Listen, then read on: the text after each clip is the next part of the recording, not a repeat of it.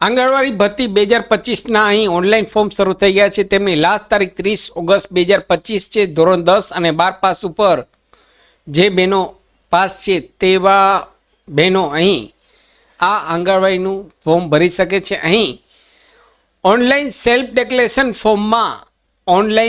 Declaration ફોર્મમાં જાહેરાત ક્રમાંક નંબર અહીં લખવાના હોય છે। જાહેરાત ક્રમાંક નંબર ક્યાંથી શોધવા, કઈ રીતે જોવા તેના વિશે આ વિડીયોમાં શીખીશું। નમસ્કાર મિત્રો, શિવસાગર ગાઈડ ચેનલમાં આપ સૌનું ફરી હાર્દિક સ્વાગત કરું છું।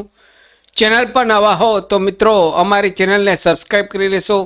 સરકારી ભરતીના દરેક વિડીયો અમારી ચેનલ પર સમયાંતરે પબ્લિશ થતા હોય છે। Come to the point friends, અહીં આપ સ્ક્રીન પર જુઓ છો આંગણવાડીની વેબસાઇટ ઓપન છે। અહીં હું કોઈપણ જિલ્લામાં અહીં આપણે જોઈ શકીએ। સપોઝ હું જામનગર અર્બન આપને પ્રેક્ટિકલ કરી બતાવું છું। જામનગર અર્બનના અહીં આપણે જાહેરાત ક્રમાંક જોવા છે તો અહીં જામનગર અર્બન એપ્લાય ઉપર ક્લિક કરીશ। એપ્લાય ઉપર ક્લિક કરીશ એટલે નવી ટેબ ઓપન થશે। અહીં નવી ટેબ ઓપનમાં અહીં આઈ એગ્રી ઉપર ક્લિક કરીશ એટલે અહીં રજિસ્ટ્રેશન ફોર્મ ઓપન થશે।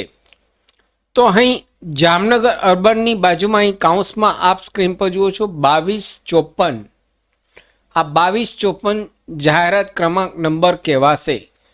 અહીં 2254 જે છે જાહેરાત ક્રમાંક નંબર અહીં આપે લખવાના રહેશે। તો આ રીતે આપ જે જિલ્લામાં રહેતા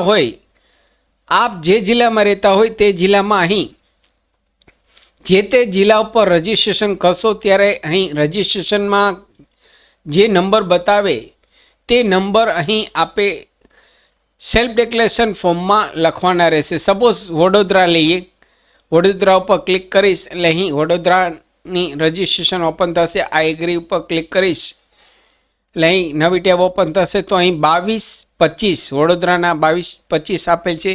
તો આ રીતે આપ રજિસ્ટ્રેશન કરવા બેસો ત્યારે અહીં કાઉન્સમાં જે બતાવે તે અહીં જાહેરાત ક્રમાંક નંબર કહેવાશે। આશા રાખું છું ફ્રેન્ડ્સ આપને આ વિડીયો ગમે છે। આપને આ વિડીયો ગમે હોય તો લાઈક કરશો, શેર કરશો, નવા હો તો અમારી ચેનલને સબસ્ક્રાઈબ કરવાનું ભૂલશો નહીં। ફરી મળું છું નવા વિડીયોમાં નવા ટોપિક સાથે। ત્યાં સુધી મિત્રો જય હિન્દ, જય ભારત।